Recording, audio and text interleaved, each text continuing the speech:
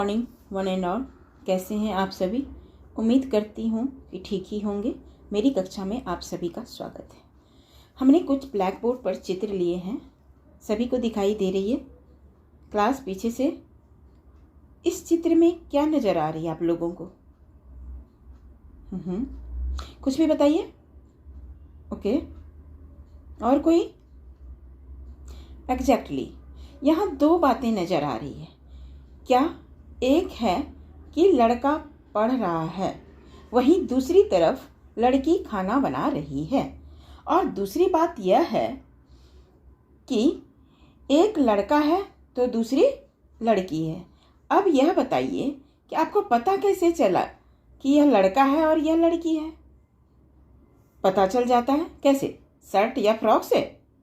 नहीं, इसलिए पता चलता है वह पुरुष जाति का है और यह स्त्री जाति का है। कुछ पढ़कर या कुछ देखकर पता चल रहा है? नहीं। आज जो हम चैप्टर की शुरुआत करने जा रहे हैं वह है लिंग, जिसे इंग्लिश में जेंडर भी कहते हैं, जिसमें लिंग का अर्थ क्या होता है? चिन्ह, जिसमें कुछ संज्ञा शब्द नर यानी मेल तो कुछ मादा यानी फीमेल होते हैं। इसी आधार पर लिंग की पहचान होती है। क्लियर?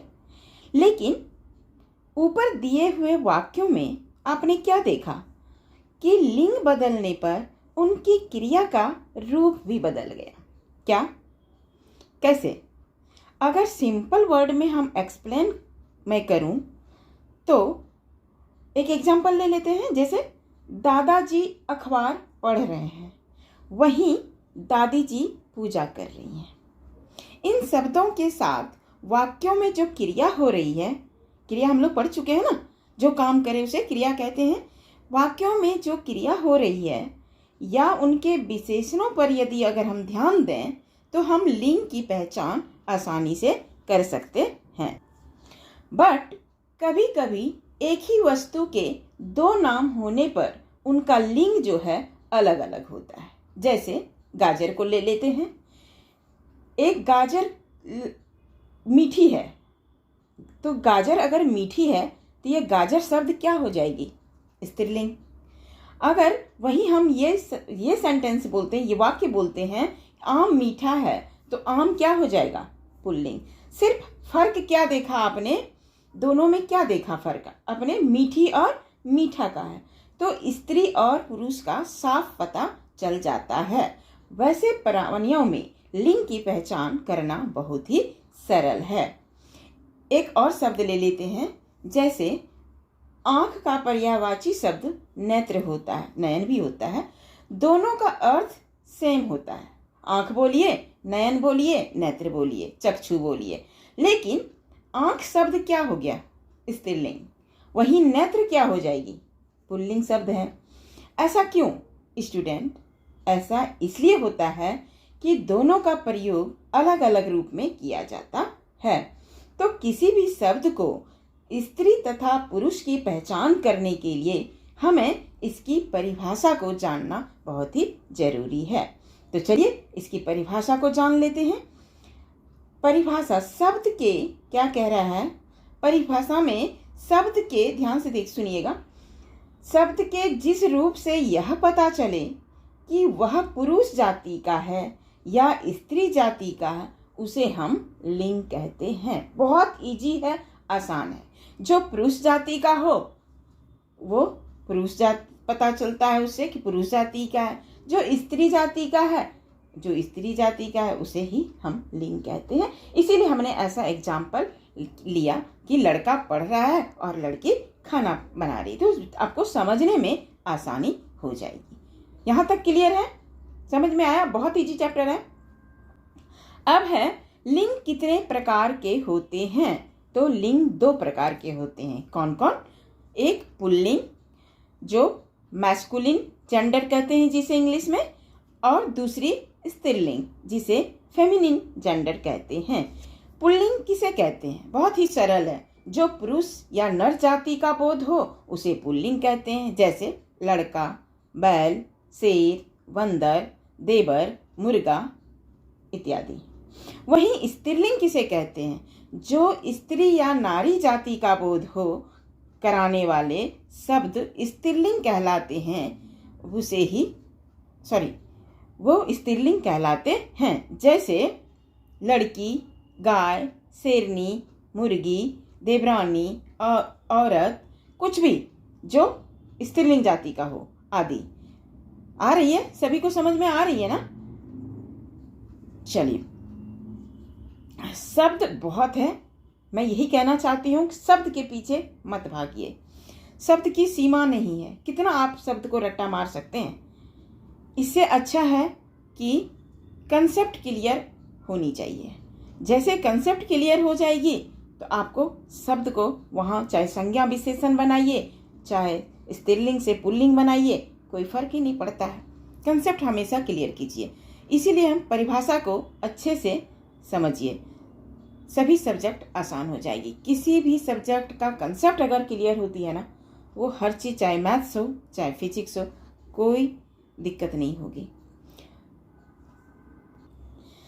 हिंदी के पुल्लिंग शब्दों के अंत में ई, इया, आनी, आइन, नी, इका, त्रि, मति, वति जोड़कर स्त्रीलिंग शब्द बनाए जाते हैं। जैसे नर, नारी, लड़का, लड़की, ऐसे ही कुछ शब्द जो है पुल्लिंग से स्त्रीलिंग शब्द को बनाया जाता है, जो कि एग्जाम में पूछे जाते हैं कि कुछ शब्द ऐसे दिए जाते हैं जिसको ये पुल्लिंग है, पुल्लिंग से आपको स्त्रीलिंग में कन्वर्ट करनी है, यानी इस जो पुल्लिंग है उसको स्त्रीलिंग में लिखना है।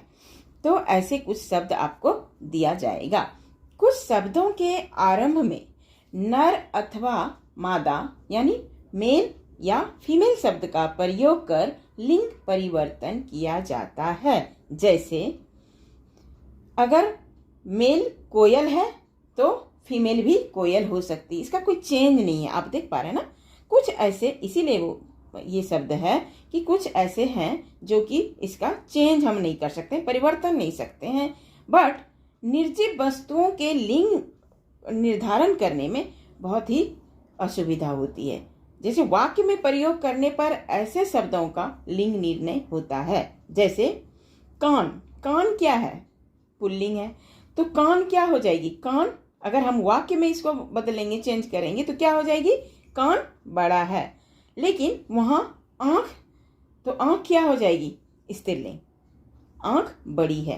तो ऐसे ही कुछ ऐसे जो है कि इसका ये नॉन लिविंग बोला जाए, ये तो लिविंग है नहीं, सजीव है नहीं, निर्जीव वस्तु है। तो वही कह रहा है कि वाक्य में प्रयोग करने से इसका लिंग निर्णय ऐसे होता है।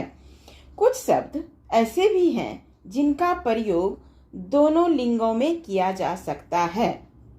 उसे क्या कहते हैं स्टूडेंट? उसे कहते हैं उभयलिंगी शब्द। अब जैसे प्रधानमंत्री, प्रधानमंत्री अगर वही नरेंद्र मोदी जी हैं प्रधानमंत्री, तो वहीं इंदिरा गांधी भी थी। इसमें कोई चेंज तो नहीं है, दोनों अपने अपने पद पे, एक ही पद पे है ना, लेकिन दोनों कहलाते तो हैं प्रधानमंत्री। इसमें कोई चेंज तो नहीं हुआ जेंडर का।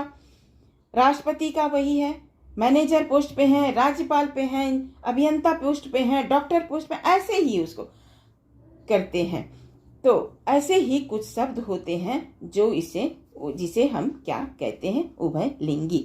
अब उभयलिंगी को क्लियर आपको बताती हूँ कि क्या है उभयलिंगी, आपको समझने में आसान हो जाएगी।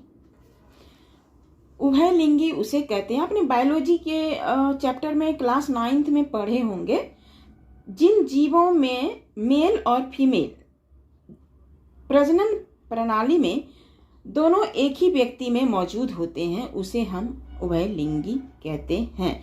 ये अक्सर आपने पढ़ा होगा बायोलॉजी में, अक्सर कुछ जंतुओं में होती है, कुछ फ्लावर में भी होती है। जैसे आपने अभी देखा प्राइम मिनिस्टर के बारे में पढ़ा, उसी तरह कुछ जीव में होते हैं। जैसे केचुआ में आप ले लीजिए, कुछ जो अर्थ वर्म है ना, आपने पढ़ा होगा, मुझे याद आ रही है।